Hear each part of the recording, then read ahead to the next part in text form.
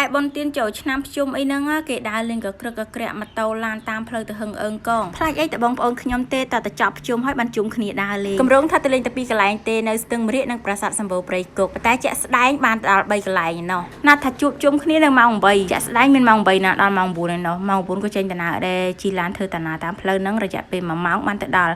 ហើយអ្នកនរគ្នាអើយគេថាអត់ទាន់មានមនុស្សមកច្រើនទេដោយសារខ្ញុំមកហ្នឹងម៉ោង10ព្រោះតតែតិចទៀតទៅបានស្វោមនុស្សមកច្រើនក្មេងៗនេះគាត់ជ្រួជ្រើមចង់លេងទឹកដែរប៉ុន្តែចាស់ថាអត់ទាន់ឲ្យលេងទេឲ្យហូបអីហើយចឹងណាគាត់ហូបបាយហូបអីដែលយើងដាក់វិខ្ចប់មកពីផ្ទះទិញអីគេថែមខ្លះទៅចាំហូបមាន់អីហ្នឹងគេមានលក់ថ្ងៃហ្នឹងរីយ៉ារ៉ាឌីសប្បាយចិត្តមែនតើបានមកលេងទឹកនៅស្ទឹងមរៀកខាងខេត្តកំពង់ធំយើងហ្នឹងហើយអ្នកកំពង់ធំដែរមកលេងអត់បើថាខ្ញុំមកនៅកំពង់ធំដែរប៉ុន្តែលើកទី1របស់ខ្ញុំហើយដែលបានមកលេងស្ទឹងមរៀកនេះទឹកគេឡើងថ្លាដល់បាតហ្មងណាមួយដីខ្សាចូលចឹងទៅលេងអត់សូវល្អហ្មងនៃទឹកហូររហូតហើយទឹកគេហូរចេញពីខាងកត្រុបព្រៃខាងលើនេះហូរកាត់ស្ពានណាម៉ាន់ថ្ងៃហ្នឹងអ្នកលក់នៅហ្នឹងគាត់ថាទឹកឡើងហ៎កន្លែងខ្លះទឹកជ្រៅឡើងត្រឹមទ្រូងមនុស្សចាស់អីហើយកូនក្មេងនេះវិញឲ្យលេងតែកន្លែងរាក់ទេគៀនហ្នឹងទោះបីជាលេងកន្លែងរាក់ក៏ត្រូវតែពាក់អាវពោងការពារចឹងដែរហើយត្រូវតែមានមនុស្សធំនៅចាំមើលរហូតហ្នឹងហើយពេលខ្ញុំទៅហ្នឹងអត់ទាន់សូវមានមនុស្សមកលេងច្រើនហ្មងទេអ្នកនៅហ្នឹងគាត់ថាតតែល្ងាចតិចទៀតបានស្វោមនុស្សគេមកលេងហូបអីនេះនឹងកញ្ចោះហ្នឹងអញ្ចឹងណាហើយអ្នកខ្លះក៏លេងទឹកអីចឹងទៅគេមើលហូបអីជុំគ្នាបែបលក្ខណៈគ្រួសារមិត្តភ័ក្តិអីចឹងទៅណាហើយខ្ញុំវិញមានបានលេងដល់ល្ងាចណាបញ្ញាប់ចូលទៅលេងនៅប្រាសាទព្រៃគុកម្ដង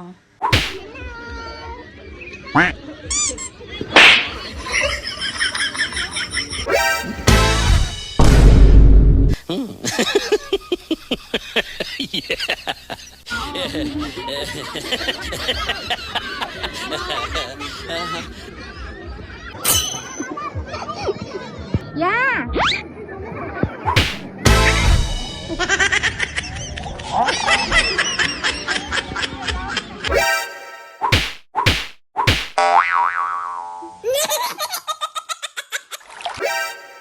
បន្ទាប់ពីគេលេងទឹកឆ្អែតហើយរ៉ាឌីនេះឡើងមកមុនគេឡើងមករកទីក្រែមហូបលេងទឹកសុកក្លេកឃើញក្លានក្រែមគេមកដល់ទាផ្លែតបានក្រែមមកកតូនហ្នឹងកាយញុកគ្មានហៅពីណាទេ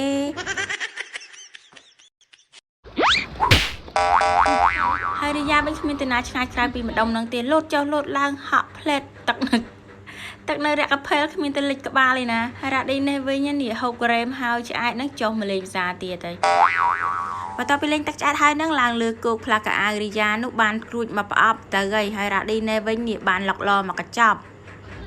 អូននេះបានអីគេអូហ៎បានអីណាចាប់ដើមធ្វើដំណើរទៅទៀតហើយទៅលេងនៅប្រាសាទសម្បូរព្រៃគុកម្ដងនៅខេត្តកំពង់ធំយើងហ្នឹងហើយខ្ញុំជាលើកទី1បងប្អូនដែលបានដើរលេងមកដល់នេះជិះទៅអត់ដែរសូវដើរលេងប្រហែលទេខ្ញុំហើយមកដល់ទៅចាក់ភ្នែកមែនទេបងប្អូនអើយដើមឈើឡើងធំឡើងមកលុបទៅឈើហ្មងណាហើយនេះប្រាសាទអូយមានដើមឈើធំដោះចេញឬពាត់លើប្រាសាទហ្នឹងហើយនេះប្រាសាទច្រើនមែនទេបងប្អូនទាំងអស់គ្នាចូលលេងបានតែមួយសន្ទុះទេក៏ចេញដំណើរមកវិញមកដល់មាត់ដងស្ទឹងសែនហើយល្ងាចចេះសវោមនុស្សណាបងប្អូនគេមកលេងជិះម៉ូតូជិះកូនឡានអីចឹងទៅហើយថ្ងៃដែលខ្ញុំមកហ្នឹងគឺថាឡានម៉ូតូអីគឺលេងថាដាច់មែនតើណាឡើងអស់អាគុយដូចឡានរ៉ាឌីជីនេះវិញអត់មានអាគុយទេថាអស់គុយហើយបដូរមកឡានពណ៌ខៀវនេះវិញនេះមកដល់អស់គុយទៀតបានតែត្រឹកហ្នឹងអស់គុយទៅអត់បានជីណា2នាក់3នាក់បងប្អូននេះមកជិះស្អីកង់គេនេះវិញ